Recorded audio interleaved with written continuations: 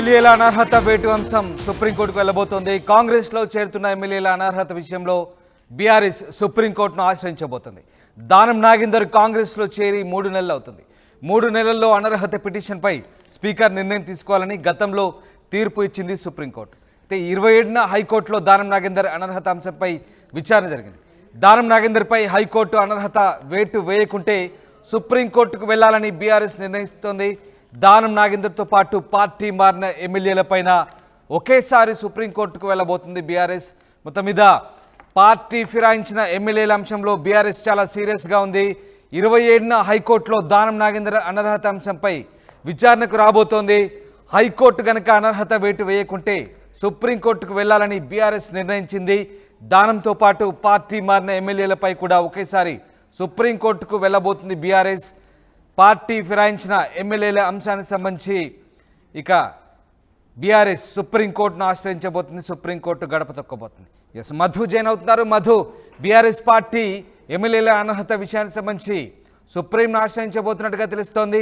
ఏం జరగబోతుంది? BRS party ఎమ్మెల్యేల అంటే పార్టీ మారిన ఎమ్మెల్యేల అంశానికి సంబంధించి ఎట్లాంటి స్ట్రాటజీ అవలంబించబోతుంది? ఎగ్జాక్ట్లీ, నిజంగా పార్టీ ఫిరాయింపులకు సంబంధించినటువంటి విషయంలో ముఖ్యంగా ఒక పార్టీ సింబల్ పైన ఒక పార్టీ బీఫామ్ తీసుకొని ఆ గుర్తు పైన గెలిచినటువంటి అభ్యర్థులు ఇతర పార్టీలోకి వెళితే వారిపైన స్పీకర్ అనర్హత వేటు వేయాల్సినటువంటి పరిస్థితులు ఉన్నాయి. కానీ వాటిని రాష్ట్ర ప్రభుత్వం స్పీకర్ ని అజమాయిషి చేసి స్పీకర్ ని కదుపులో ఉన్న అంశం ఉన్నప్పటికీ కూడా నిర్ణయం తీసుకోకుండా ఒత్తిడి ఉంది అనేటువంటిది ఇక్కడ బీఆర్ఎస్ పార్టీ భావిస్తా ఉంది. ఎందుకంటే దానం నాగేందర్ పార్టీ మారి 3 నెలలు దాటిపోయింది.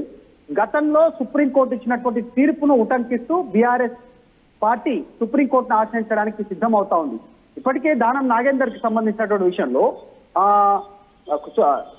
ఇప్పటికీ కోర్టును హైకోర్టును ఆశ్రయించారు. రాష్ట్ర హైకోర్టు చాలా స్పష్టంగా స్పీకర్ కు నోటీసు పంపింది. దానం నాగేందర్ కి సంబంధించినటువంటి విషయంలో అనర్హత విషయం పైన పార్టీ మార్పు పైన నిర్ణయం తీసుకోవాలి అంటూ స్పీకర్ కు నోటీసు పంపింది. అయినా కూడా ఇంతవరకు పెండింగ్ ఉండడం, ఈ అన్ని అంశాలను తదుపరి పరిగణలోకి తీసుకుంటూ గతంలో సుప్రీంకోర్టు ఇచ్చినటువంటి తీర్పుని వాళ్ళు ఉటంకిస్తూ, ఎందుకంటే 3 నెలలు కనుక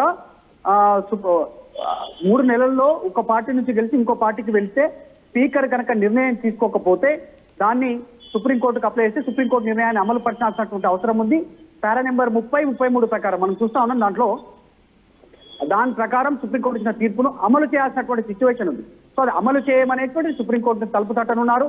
ఇప్పటికీ దానం నాగేందర్ తో పాటు మొత్తం తెల్లం వెంకట్రావు, తర్వాత కడియం శ్రీహరి, రీసెంట్ గా పోచారం శ్రీనివాస్ రెడ్డి, మరొక ఎమ్మెల్యే జగిత్యాలకు సంబంధించి సంజయ్ కుమార్, వీళ్ళంతా పార్టీ వీడి కాంగ్రెస్ పార్టీ వెళ్తా ఉన్నారు.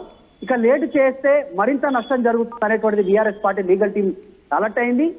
పార్టీ నేతలతో సంప్రదించిన తర్వాత వెంటనే హైకోర్టు వెంటనే న్యాయ ప్రకారం తీసుకొని దానం నాగేందర్ పైన అనర్హత వేటు వేయకుంటే సుప్రీంకోర్టుకు వెళ్లాలనేటువంటి నిర్ణయంతోనే ముందుకు వెళ్లారు.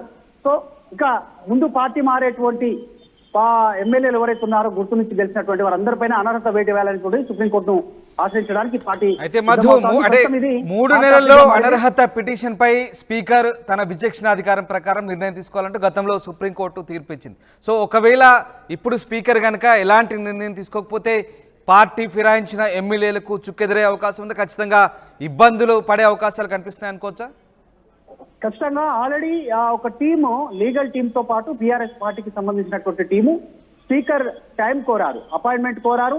ఒకవేళ సమావేశాల సందర్భంగా టైం ఇవ్వకుంటే ఇంటి దగ్గర కలుస్తామనేటువంటిది ఇంటి అపాయింట్మెంట్ కూడా కోరారు. గతంలో మనం చూసాము బీఆర్ఎస్ పార్టీకి సంబంధించిన బృందం అక్కడ సమయం ఇవ్వలేదు. అనారోగ్య కారణాల రీత్యా, బిజీ షెడ్యూల్ కారణాల రీత్యా స్పీకర్ కలవలేకపోయారు. సో వీటన్నిటినీ పరిగణలోకి తీసుకున్న తర్వాత వీరిక ఎక్కువ టైం వేస్ట్ చేస్తే లాభం లేదు, పార్టీ నష్టపోయే పరిస్థితి ఉంది, డిమోరలైజ్ అవుతున్నారు క్యాడర్ కానీ, సెకండ్ క్యాడర్ లీడర్ కానీ, క్షేత్రస్థాయిలో క్యాడర్ కానీ అనేటువంటిది భావించి లీగల్ టీం సూచన మేరకు సుప్రీంకోర్టును తలుపుతున్నాం. 3 నెలల లోపల సుప్రీంకోర్టు ఇచ్చిన తీర్పు ప్రకారం అనర్హత వేటు వేయాలి హైకోర్టు సూచించిన మేరకు. కానీ అది చేయట్లేదు కాబట్టి సుప్రీంకోర్టును అప్రోచ్ అవుతా ఉన్నారు. దీనికి సంబంధించి లీగల్ గా ముందుకు వెళ్లాలనేటువంటిది బీఆర్ఎస్ సిద్ధంగా దీనికి సంబంధించినటువంటి పోరాటం చేయడానికి సిద్ధమైంది. రైట్ మధు, అయితే ఇక్కడ మరి ఎమ్మెల్యేలు అంటే ఒకవేళ బీఆర్ఎస్ కనుక సుప్రీంకోర్టును ఆశ్రయిస్తే ఎమ్మెల్యేలు కాస్త ఇబ్బందికర పరిస్థితులు ఉంటాయి. మరి కాంగ్రెస్ పార్టీలో చేరినా లేదా ఇతర పార్టీలో చేరిన బీఆర్ఎస్ ఎమ్మెల్యేలు ఏం చేయబోతున్నారు అనుకోవచ్చు? అంటే ఒకవేళ సుప్రీంకోర్టు ఇచ్చే తీర్పు ఆధారంగానే వాళ్ళ స్టెప్ ఉండబోతుందా లేదా దానికంటే ముందు ఎమ్మెల్యేలు వాళ్ళు చేరిన పార్టీకి సంబంధించి వాళ్ళు ఎట్లాంటి స్ట్రాటజీతో వాళ్ళు ఉన్నారు? అంటే చాలా మంది ఎమ్మెల్యేలు ఇప్పటికే ఇండివిజువల్ గా కావచ్చు, గ్రూప్ ఆఫ్ పీపుల్ గా కావచ్చు, ముఖ్యమంత్రి రేవంత్ రెడ్డిని పలు సందర్భాల్లో కలిశారు. పార్టీ అభివృద్ధి తర్వాత నియోజకవర్గానికి సంబంధించినటువంటి అంశాలు పరిశీలనల కోసం అనేటువంటిది అక్కడ ముఖ్యమంత్రిని కలిసామని చెప్పినప్పటికీ కూడా పార్టీ మారడానికి నిర్ణయం తీసుకున్నట్టుగా ప్రచారం జరుగుతుంది పొలిటికల్ సర్కిల్. ఒక ఇండివిజువల్ గా జాయిన్ అయితే అనర్హత వేటు పడే అవకాశం ఉంటుంది. బై ఎలక్షన్ వస్తుంది. బై ఎలక్షన్ లో మళ్ళీ నిలబడి కాంగ్రెస్ టికెట్ పైన కానీ లేకపోతే ఇంకా వేరే గెలవాలన్నా కూడా చాలా ఇబ్బందికర పరిస్థితులు ఉంటాయి. ప్రజలు ఎలాంటి తీర్పిస్తారో తెలియదు. సో అట్లాంటి పరిస్థితి కాకుండా మూకుమ్మడిగా కాంగ్రెస్ పార్టీలో జాయిన్ అవ్వాలనేటువంటిది ఒక సూత్రప్రాయ నిర్ణయం తీసుకున్నట్టుగా తెలుస్తా ఉంది. అందుకే ఇప్పటికే చాలా మంది సంప్రదింపులు చేశారు. పార్టీలో ఇప్పటికీ పార్టీ కండువా కప్పుకున్నప్పటికీ బీఆర్ఎస్ ఎల్పీని మొత్తం సిఎల్పీలో విలీనం పార్టీ మారితే లీగల్ గా నేను ఫైట్ చేసే సిచ్యువేషన్ లో లేను. అనర్హత పిటిషన్ నేను సవాలు చేయలేనటువంటి సిచ్యువేషన్ లో ఉంటాను. ఎందుకంటే ఆ పార్టీ సింబల్ పైన గెలిచారు. మళ్ళీ బై ఎలక్షన్ వస్తుంది.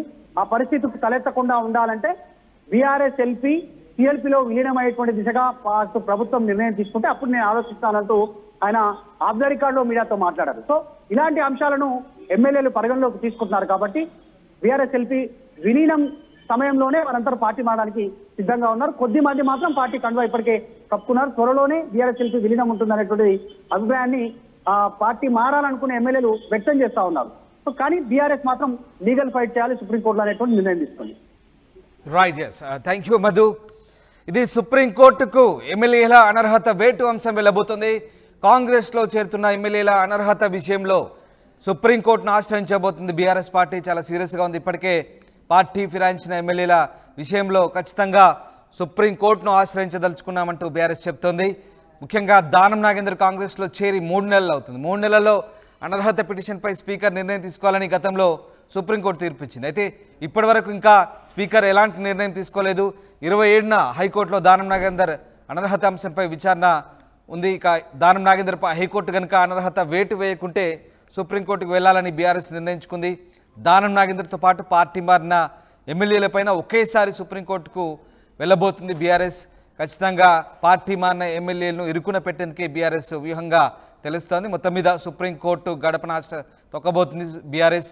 సుప్రీంకోర్టును ఆశ్రయించి పార్టీ ఫిరాయించిన ఎమ్మెల్యేల విషయంలో ఖచ్చితమైనటువంటి చర్యలు తీసుకోవాలంటూ కోరబోతోంది.